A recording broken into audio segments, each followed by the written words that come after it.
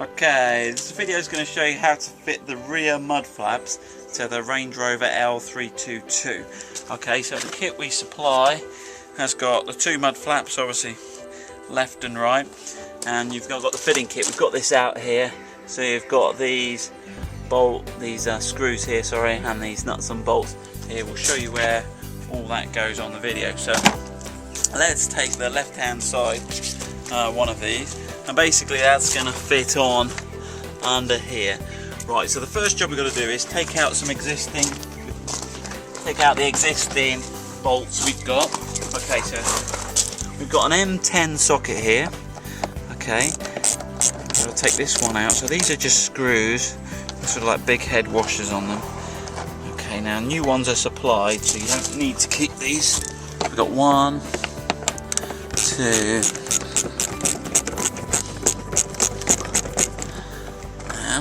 okay, right, then the next thing is there's a clip underneath.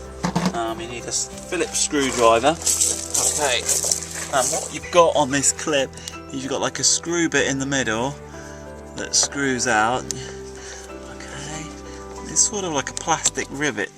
The bit you've then got to get out. Okay, get around it and pull it out. So that's the two parts of the plastic rivet. So when we've got that there, okay, now the next thing we need to do is get some masking tape. Okay, and just put a line of masking tape on this wheel arch. You want it roughly central to this sort of, you see you've got this flat area here. If you run it virtually central down there, like so, okay, we'll see where that comes in useful later. Now the next thing you need to do is to position the mud flap. So what I'm going to do is I'm going to swap places with you now.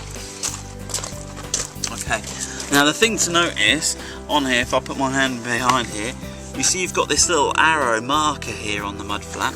Well, if you look here on the bodywork, where it goes from body colour to black, you've got a little groove. So when we position the mud flap on here, okay, that's going to sit in there. So when you've got that position with that in there, what you can do is take one of the screws that we supply you with, okay, right, and then go in through the mounting holes here. So you've got a lower one here, and just push it there so that it marks the masking tape, okay, and there's a second one at the top here. You can probably just see a bit of light through there. Okay, I'm going to do the same thing with that. You just push that through there, okay, and mark where that goes, okay, because we've got to drill 2 small mounting holes. So then when you take that off, you'll see we've marked a hole here, and there we go, you can see the second hole we've marked there. So the next thing to do is just mark those holes with a pen there, and then you've got to drill them out with a between 4 and 5 millimeter drill will be fine. Okay, now, and then you just go in here, obviously with the masking tape on, that'll stop you slipping and damaging your paintwork. Go in here, okay, one there, and the second one down here. Okay, right, and then you can remove the masking tape. Okay, and you've got your two holes. Okay, so now we're ready to fit this up. So it's probably the trickiest one to get in is this top one. So it's probably easier to start with this one. So position that in with the washer, and then with a Phillips screwdriver, what you can do is just line that up with the hole. Okay, so it goes in like so, and then you've just got enough angle on the inside here to start to get that one to bite in. Okay, as it bites in, you pull this into place. Okay, right, okay, and then the next one we've got to do is to get the top one into position, okay, which is up here.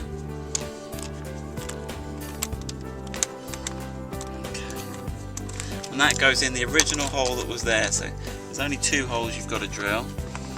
Okay.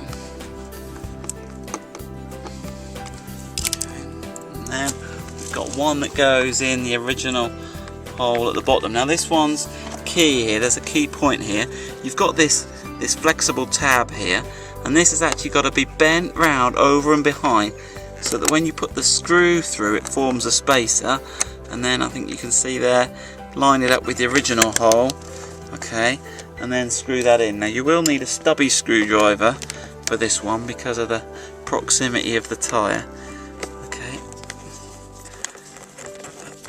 there we go. Line that one in, okay. Pull that tight. Okay, right, and then then we've got to put this lower one into the second hole that we drilled down here. Okay. Right, so with that into position. Okay, and what you'll see is on the outside there, as we tighten those up, that pulls that outer face up completely tight, so there's no gap between the work here. Okay, right, now the final bit we've got to do now is, okay, in the kit you get 2 nuts and bolts, okay, and what we've got to do is put those in the bottom mounting. I'll show you on the mud flap as we switch around positions here. So this is your mud flap, and it's this bottom hole here, and it's just to pull the bottom section up. Okay, so you've got 2 washers on here. Okay, so I'll leave one washer on the bottom side. Okay, right, let me just put that to one side there. Okay, right, and then from under the car, you can see here, we push that up. Now if you look down from the top, okay,